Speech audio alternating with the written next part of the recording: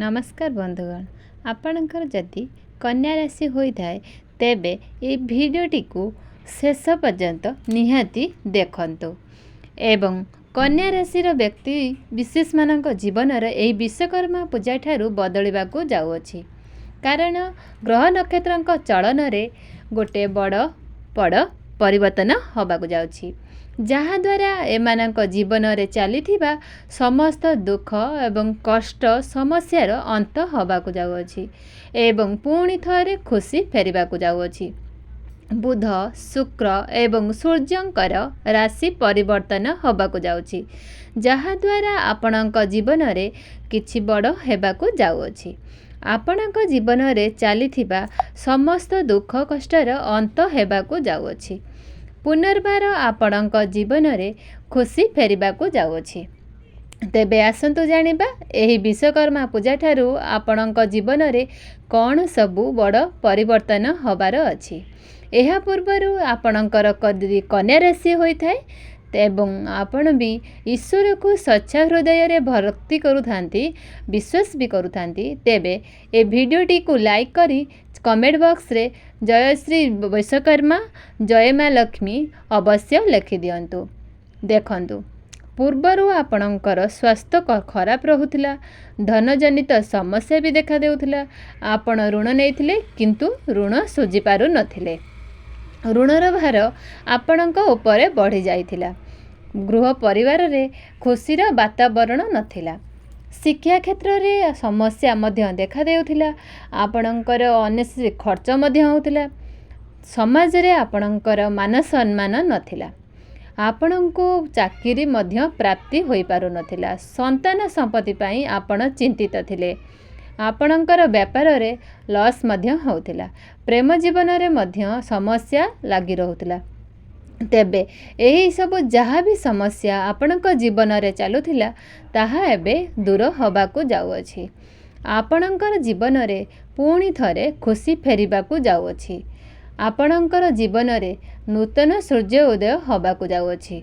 देखंतु 18 सेप्टेम्बर को शुक्रंकर राशि परिवर्तन होबार अछि।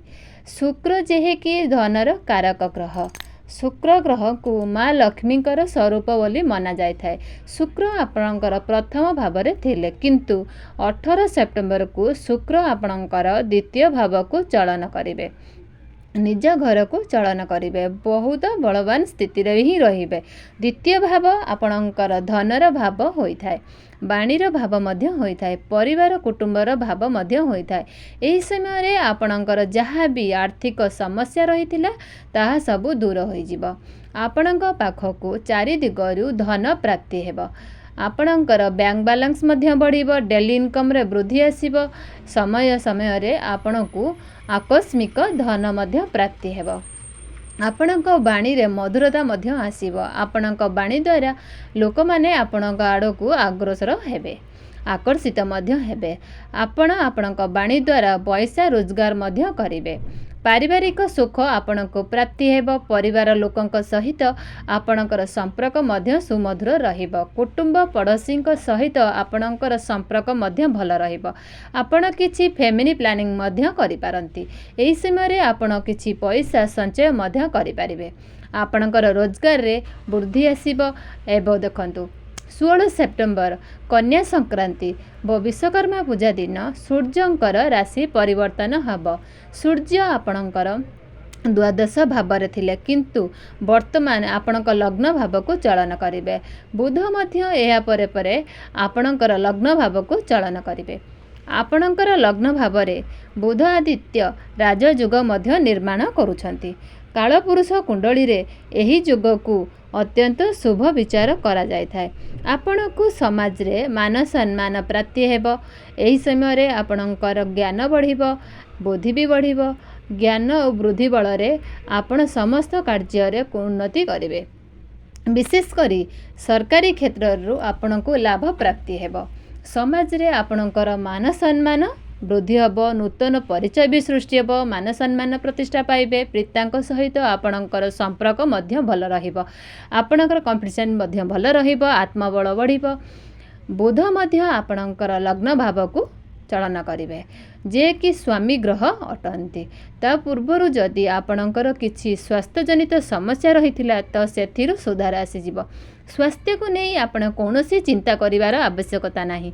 समस्त सुख आपण को प्राप्ति हेब कहीं राशि स्वामी निज घरे बहुत बलवान स्थिति रे रहउछंती एवं बुध मध्य आपणक कैरियर भावरे एवं कैरियर भावर ग्रह होई करी आपण लग्न भावरे अछंती।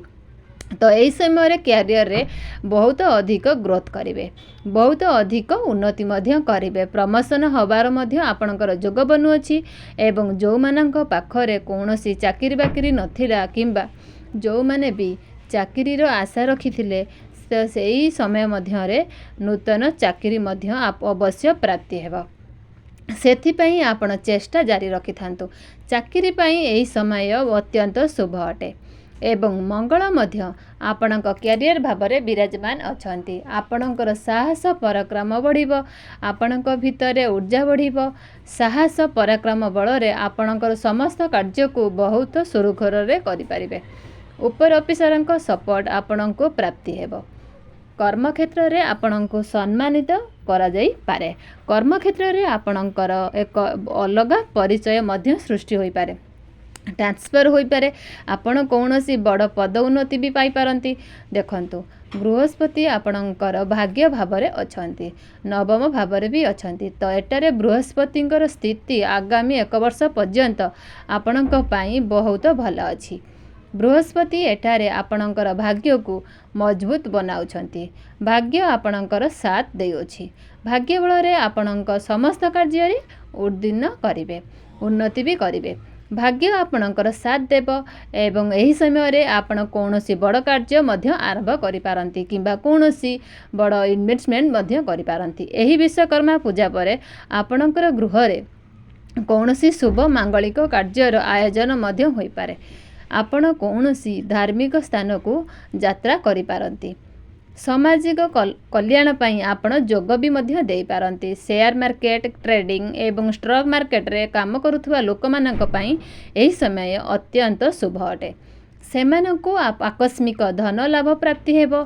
गुरु एठारे बसी आपणकर द्वितीय भाव को पंचम भाव को देखुचंती एवं यह सहित आपणकर लग्न भाव को मध्य देखुचंती। एही समय रे आपणकर ज्ञान बढ़िबो। पंचम भाव को देखिबार माने हेला शिक्षा क्षेत्र एवं प्रेम जीवन पाई एही विश्वकर्मा परर समय बहुत शुभ अटे। प्रेम क्षेत्र रे आपणक पूर्वरु यदि कौनसी समस्या लागि रहुथिला, मन मनांतर भी लागि रहुथिला तो सेथिरे सुधार आसीबो। जो मानकर कथावार्ता बंद हो जाइथिला, जा ब्रेकवादी हो जाइथिला तो सेमानकर पुणी थरे कथावार्ता होई पारे, ब्याच मध्य होई पारे। प्रेम जीवन रे आपणकर मधुर संपर्क स्थापन हबो। आपण दुई जनक मध्य रे तालमेल मध्य भल रहिबो, भल पाइबा बढ़िबो। आपण टिके रोमांटिक नेचर रे मध्य देखा देई पारंती। आपण दुई जन मिसी कोनोसी प्लानिंग मध्य करि पारंती, बड़ डिसीजन मध्य नै पारंती। आपणकर भल पाइबा विवाहर रूप मध्य नै पारे। शिक्षा क्षेत्र मानक पाई एही विश्वकर्मा पूजा परर समय अत्यंत शुभ अटे। सेमाने पाठ पढ़ारे बहुत अधिक उत्तीर्ण करेंगे। उच्च शिक्षा पढ़ा मध्य करि पारंती। कौनसी नूतन स्थान रे आपण एडमिशन भी नहीं पारंती। जदि आपणकर किछि एग्जाम अछि तेबे ए विश्वकर्मा पूजा परर समय यह अत्यंत शुभ अटे। यह परीक्षा रे आपण निश्चित उत्पन्न हेबे। कॉम्पिटिटिव एग्जाम पाई प्रिपेयर होइथिबा छात्र छात्री मानक निश्चित भाव में सफलता प्राप्ति करेंगे। आपण पाठपढ़ा को नहीं कौनसी बड़ डिसीजन भी नहीं पारंती। एही समय रे आपणकर वैवाहिक जीवन मध्य बहुत भल रहिबो। मधुर संपर्क स्थापन हेबो।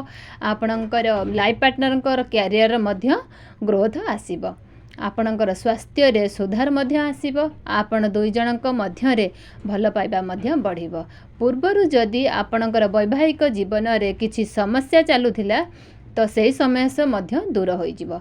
आपण दुई जन मिसी फैमिली प्लानिंग मध्य करि पारंती एवं जो माने भी संतानर कामना रखुथिले तबा सेमानंकु संतान सुख मध्य प्राप्ति होई पारे। आपण एही समय रे कौनसी छोट मोट जागा को मध्य यात्रा करि पारंती। विदेश भ्रमण मध्य आपनको जोग बनु अछि। काहेकि ना विदेश भावर ग्रह सूर्य आपणकर लग्न भावरे विराजमान अछंती। विदेश रे रही आपण काम कार्य करुवा लोक मानक पई एही समय बहुत शुभ अटे। इम्पोर्ट एक्सपोर्ट काम करुवा लोक माने बहुत अधिक शुभ फल प्राप्ति पाइबे। वैदेशिक कार्य करती आपण को लाभ सुनिश्चित प्राप्ति हेबो। व्यापार वाणिज्य क्षेत्र में आपण को बहुत अधिक उन्नति करिवे। आपण किछि पैसा मध्य रोजगार करिपारिबे। रोजगार रो वृद्धि आसीबो एवं आपण डेली इनकम रे मध्य बढ़ी पारे। आपण कौनसी नूतन व्यापार मध्य आरंभ करि पारंती। तो मोटामोटी देखा गले यही विश्वकर्मा पूजा परे आपण समस्त क्षेत्र में बहुत उन्नति करने को जाउछंती। ताहा प्रेम क्षेत्र में हो किंबा शिक्षा क्षेत्र में हो, कैरियर एवं भाग्य क्षेत्र में हो, व्यापार वाणिज्य क्षेत्र में हो किंबा समस्त क्षेत्र में हो, आपण सबुटारे भी उन्नति ही पाई पारिबे। तेबे अधिक शुभ फल प्राप्ति करबा पई आपण भगवान विष्णुंकर सहस्र नाम पाठ करंतु। तेबे दर्शक बंधु मु एठी रहिली। जय जगन्नाथ।